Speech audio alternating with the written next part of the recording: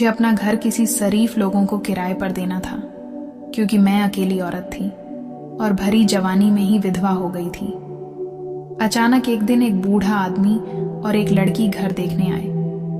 मैंने तुरंत उन्हें घर किराए पर दे दिया। मुझे लगा कि वह बुढ़ा और लड़की बाप बेटी होंगे, मगर मैं हैरान रह गई कि जब लड़की बोली, ये मेरे बाप नहीं बल्कि मेरे पति हैं।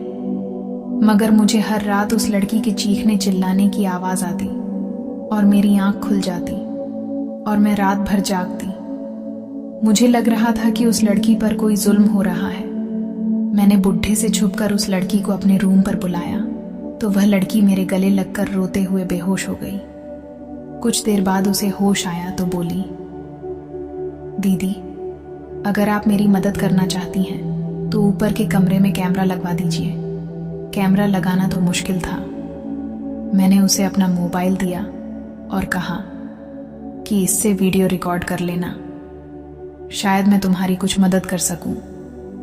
मगर अगली रात जब मैं वीडियो देखी तो मेरी चिख निकल गई, क्योंकि बुढ़ा लड़की के साथ मेरे पति राज के जाने के बाद मैं इस दुनिया में अकेली रह गई थी।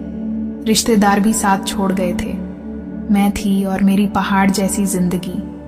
समझ में नहीं आता था कि मैं क्या करूं।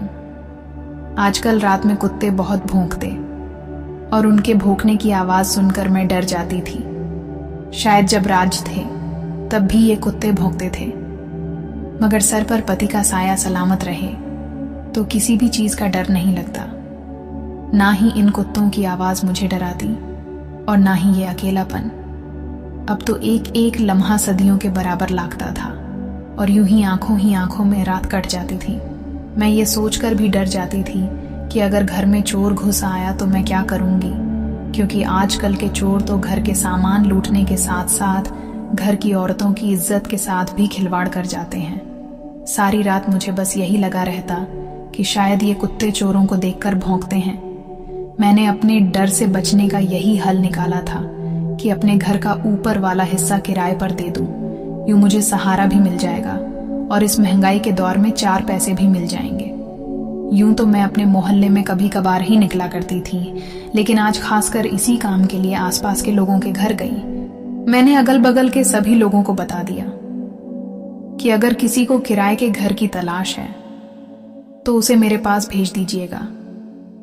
शर्त यही है कि किराए पर आने वाले लोग फैमिली वाले हों। मुझे नहीं पता था कि मेरी बात इतनी जल्दी सुनी जाएगी। शाम के वक्त घर में 2 लोग आ गए। एक बुजुर्ग था और उसके साथ एक जवान लड़की थी। मैंने उनको ड्राइंग रूम में लाकर बिठा दिया और पूछा, मैं आप लोगों को अच्छी तरीके से जानती नहीं हूं, आप अपना परिचय दीजिए। उस आदमी ने कहा, आपने कहा था कि आप अपना घर किराए पर देना चाहती हैं। हमें भी रहने के लिए ठिकाने की जरूरत थी, इसीलिए यहां आ गए। मैंने भी सहमति में अपना सिर हिला दिया और कहा, ठीक है, मुझे भी आप ही जैसे लोगों की जरूरत थी। ये तो अच्छा हुआ कि आप बाप बेटी हमारे घर पर रहेंगे। नहीं नहीं, ये मेरे पिता नहीं, ये मेरे पति है, उस लड़की ने कहा। उस लड़की की बात सुनकर मैं हैरान थी और दोनों को एक तक नजरों से देखने लगी। तभी उस बूढ़े आदमी ने कहा, अच्छा, पहले आप यह बताइए कि क्या आप ये घर हमें किराए पर देंगी? मैंने कहा, हाँ, क्यों नहीं। मैं अपने घर का ऊपर वाला घर आपको किराए पर देना चाहती हूँ। तभी उस शख्स के चेहरे पर एक मुस्कुराहट फैल गई। मैंने उस शख्स के पत्नी की तरफ देखा तो उसे देखकर लगा कि वो बहुत परेशान हो, उसके दिल में कुछ चल रहा हो, मुझे कुछ बताना चाहती हो और बहुत घबराई हुई हो। फिर मैंने सोचा कि नहीं, शायद ये मेरा वहम हो। मैंने उन लोगों को ऊपर वाला घर दिखा दिया जो कि उन्हें बहुत पसंद आया था।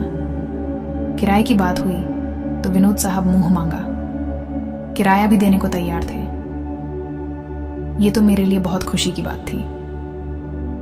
मैंने ऊपर वाले घर की चाबी उन्हें थमा दी और सुकून भरी लंबी सांस लेकर नीचे आ गई थी। मुझे विनोद और उसकी वाइफ सलोनी बहुत अच्छे लगे। सलोनी तो वाकई में बहुत खूबसूरत थी। ना जाने उसके घर वालों की ऐसी कौन सी मजबूरी होगी जिसकी वजह से उन्होंने अपनी फूल जैसी बेटी की शादी इतने बड़े शख्स से करवा दी। शाम हुई तो मैंने सोचा कि वो लोग आज ही तो आए हैं, आज तो उन्हें अपना घर सेट करने में ही काफी वक्त लग जाएगा, इसलिए शाम का खाना उन्हें मैं बनाकर दे देती हूँ। यही सोचकर मैं किचन में आ गई और 3 लोगों का खाना बनाने लगी। खाना बनाकर मैंने अच्छे तरीके से ट्रे सजाई और खाना लेकर ऊपर चली गई। मैंने दरवाजे पर दस्तक दी पर किसी ने दरवाजा नहीं खोला। जब दरवाजा नहीं खुला तो मैं ये सोचकर परेशान हो गई कि पता नहीं मैंने ऊपर आकर अच्छा भी किया कि नहीं। मुझे इन लोगों को इस तरह डिस्टर्ब नहीं करना चाहिए। सबकी अपनी अपनी प्राइवेसी होती है। मैं वापस लौटने ही लगी थी, तभी अचानक से दरवाजा खुल गया। सामने विनोद खड़ा था। उसने मेरे हाथ में खाने की थाली देखी तो कहने लगा, बहन अपने बेवजह तकलीफ की। मैं मुस्कुरा दी और बोली, नहीं, इसमें तकलीफ की कौन सी बात है, ये तो मेरा फर्ज बनता है। विनोद ने कहा, सलोनी खाना बनाने ही जा रही थी। मैंने कहा, उसे कह दीजिए कि आज के दिन वो आराम कर ले। वैसे वो है कहाँ, मैं जरा उससे भी मिल लूं। इतना कहते हुए मैं कमरे के अंदर दाखिल ही हुई कि अचानक विनोद मेरे सामने खड़ा हो गया और कहने लगा, दरअसल सलोनी सो रही है। उसके सर में तेज दर्द था। अगर अचानक उसकी नींद खुल गई तो उसकी तबीयत बिगड़ जाएगी। विनोद की बातों पर मैंने सर हिला दिया और वापस चली आई, लेकिन मेरे दिमाग में हजारों सवालों ने जन्म ले लिया था।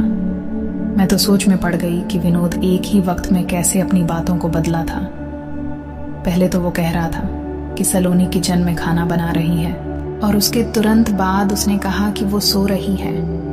मुझे इस बात का एहसास होने लगा कि दाल में कुछ न कुछ काला तो जरूर है। मैं इसके बारे में ज्यादा सोचना नहीं चाहती थी क्योंकि वो लोग वहां पर किराएदार के तौर पर आए थे। खाना खाने के बाद मैं सोचने लगी कि सलोनी मेरे पास जरूर आएगी और खाने के लिए मेरा शुक्रिया अदा करेगी, लेकिन ऐसा कुछ नहीं हुआ। मैंने बहुत देर तक सलोनी का इंतजार किया था, लेकिन वो नीचे नहीं आई। फिर मैं अपने कमरे में सोने चली आई। मैं सोच रही थी कि आज मुझे चोरों से डरने की कोई जरूरत नहीं। मुझे पूरा यकीन था कि आज की रात मेरी बहुत सुकून से गुजरेगी। मैंने सुकून भरी एक गहरी सांस ली और आराम से सो गई। लेकिन आधी रात मेरी आंख खुली और मैं हड़बड़ाकर उठ बैठी और सोचने लगी कि मेरी आंख कैसे खुल गई। तभी मेरे कानों में किसी लड़की के चीखने चिल्लाने की आवाज आने लगी। ऐसा लग रहा था चीखने वाली लड़की बहुत तकलीफ में है। मैं बहुत डर गई थी। मैं शुरू से इतनी डरपोक नहीं थी, लेकिन जब से राज मुझे छोड़कर इस दुनिया से गए थे, मैं तो पत्तों के हिलने से भी डरने लगी थी। मैंने अपने कानों पर हाथ रख लिया था।